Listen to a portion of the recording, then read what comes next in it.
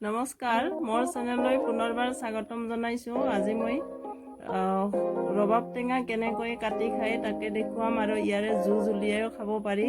সেয়েহে মই দুটা ৰবাব টেঙা লৈছোঁ আৰু এতিয়া মই ৰবাব টেঙাকেইটা কেনেকৈ কাটে তাকে দেখুৱাম। এনেকৈ কাটিব লাগে, কাটিলে সহজ হয়, সেয়ে দেখুৱাইছোঁ। এনেধৰণে এনেকৈ কাটিছোঁ, এবাৰ চাই লওক আপোনালোকে।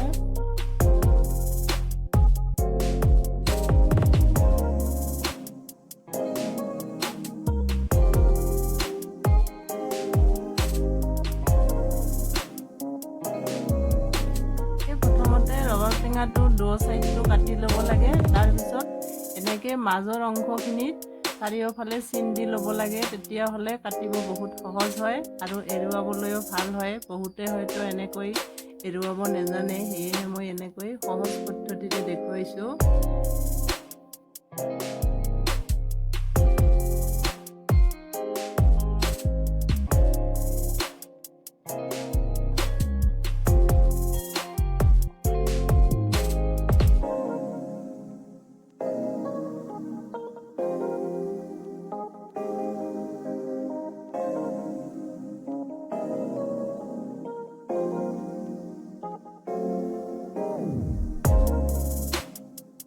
এতিয়া ৰবাব টেঙাটো মোৰ বাকলিখিনি গুচোৱা হৈছে।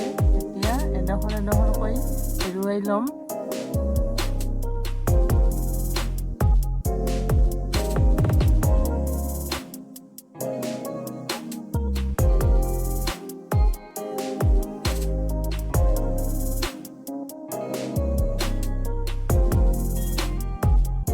এতিয়া ৰবাব টেঙাখিনি মই এনেধৰণে এটা চৰিয়াত উলিয়াই লৈছোঁ। ইয়াতে নিমখ দি দিছোঁ অলপমান আৰু অকণমান মিঠাতেল দি লৈছোঁ।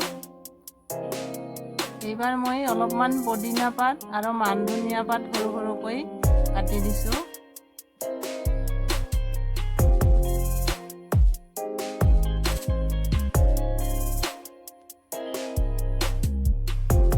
আৰু কেঁচা জলকীয়া সৰু সৰুকৈ কাটি দিছোঁ।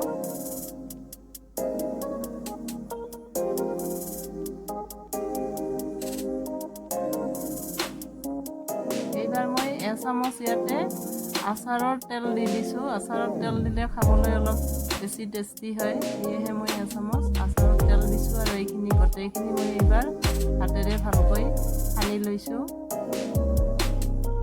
বহুত টেষ্টি হয়। যিসকলে এনেধৰণে খোৱা নাই তেওঁলোকে এবাৰ এনেকৈ খাবচোন, খুবেই ধুনীয়া হয়। আৰু ৰবাব টেঙা আচলতে কলৰ পাতত খালে বেছি টেষ্টি হয়, সেয়েহে মই কলপাত এখন আনিছোঁ আৰু ইয়াতে মই এইখিনি ধুনীয়াকৈ বনাই দিছোঁ।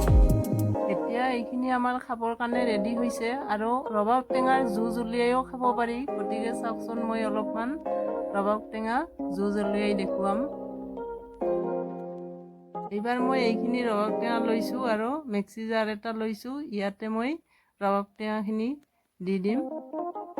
জাৰটোত এইখিনি ৰবাব টেঙাখিনি দি দিছোঁ।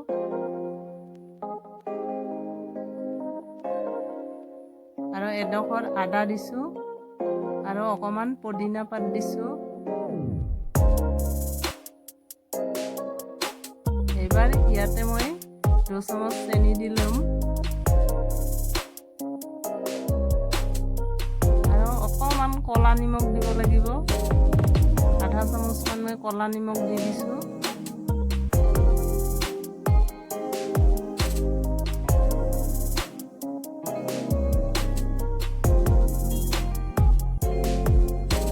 ইয়াতে অলপমান পানী দি লৈছোঁ। এতিয়া এইখিনি মই ভালকৈ জুচ উলিয়াই লওঁ।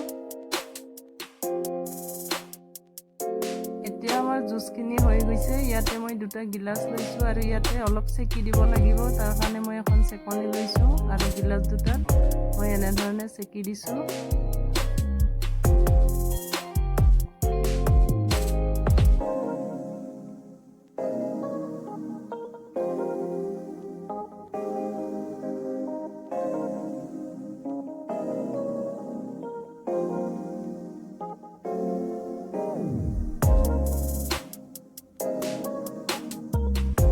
আপোনালোকেও বনাই খাবচোন, খুবেই টেষ্টি হয় আৰু ৰবাব ৰবাব টেঙা আচলতে খাব লাগে, বতৰৰ ফল হয়।